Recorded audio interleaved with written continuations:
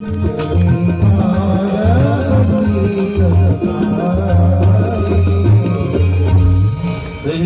हिमगिरि गृह जाई और जननी पार्वती तनु भाई पार्वती जी के रूप में जन्म हुआ। इधर भगवान शिव ने वीरभद्र को भेजकर यज्ञ को ध्वंस करवाया। बाद में देवताओं ने प्रार्थना करी तो फिर पूर्ण भी करवाया।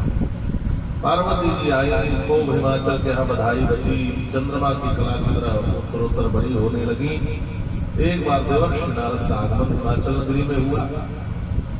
महाराज हिमाचल ने खूब स्वागत किया, अपनी बिटिया को बुलाकर कहा, महाराज त्रिकालज्ञ सर्वज्ञ तुम्हार गति सर्वत्र तुम्हार, कहो सुधा के दोष गुण मुनिवर हृदय विचार। गुण दोष गुण पूछा, पहले दोष पूछा फिर गुण पूछा। लेकिन फलादेश हमें नारद जी से सीखना चाहिए। पहले दोष नहीं बताया, पहले गुण बताया, बाद में दोष बताया। आजकल के तो लोग महाराज, आजकल के ज्योतिषी तो इतना दोष बताते हैं। महाराज प्रबल मन केस चल रहा है, कल भी आप मर सकते हो। अब कल मरना है तो आज ही हार्ट अटैक करा देंगे, ऐसा फरादास नहीं नहीं। यदि कुछ ऐसी बात भी है तो समाधान बताओ, डराओ मत। नारद जी ने पहले गुण बताया। शैल सुलक्षण सुता तुम्हारी, सभी लक्षणों से युक्त है। सदा अचल ही कर अहिवाता, यही तेजस है माता। कोई पूज्य सकल जन्मा ही, यही सेवत कछु दुर्लभ नहीं। अगर दो चार गुण है वही सुन लो। शैल सुलक्षण सुता तुम्हारी सुनो जी अब, और गुण दो चारी। अगुण अमान माधुर्य मीना, उदासीन सब संशय से छीना।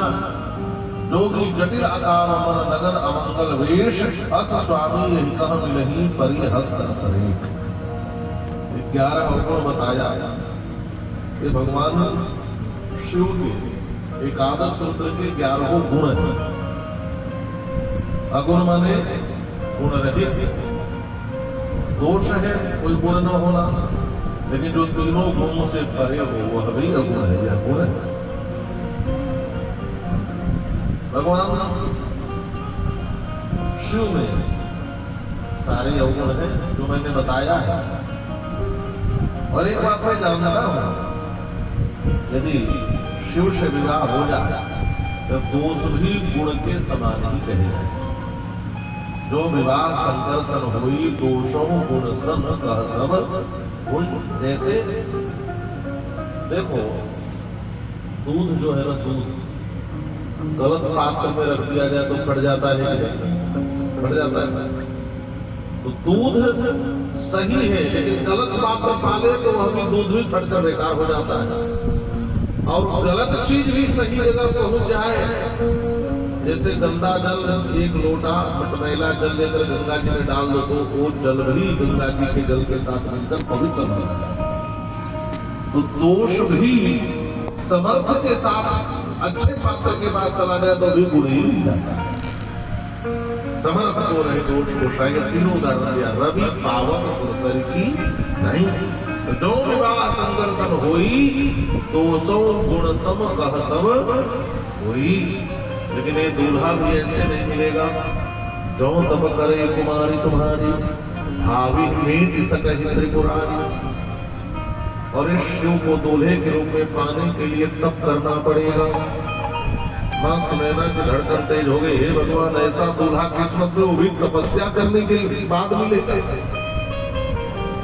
अंत में श्री पार्वती जी माता पिता को समझाती है और फिर मान गए दोनों लोग। भगवान शिव को पाने के लिए श्री पार्वती जी कठोर तप करती है। मुझे श्री मामा जी महाराज की एक बड़ी प्यारी रचना है, आइए बड़े भाव से गुनगुनाते हैं। भगवान शिव को पति के रूप में पाने के लिए पार्वती जी कैसे तप करते हैं। वो शिव की आराधना करने लागी, तो शिव की करने लागी, वो शिव की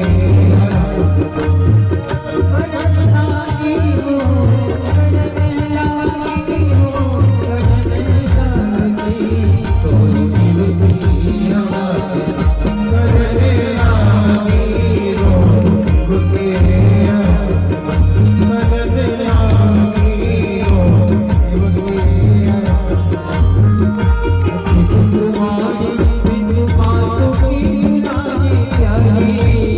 सुकुमार को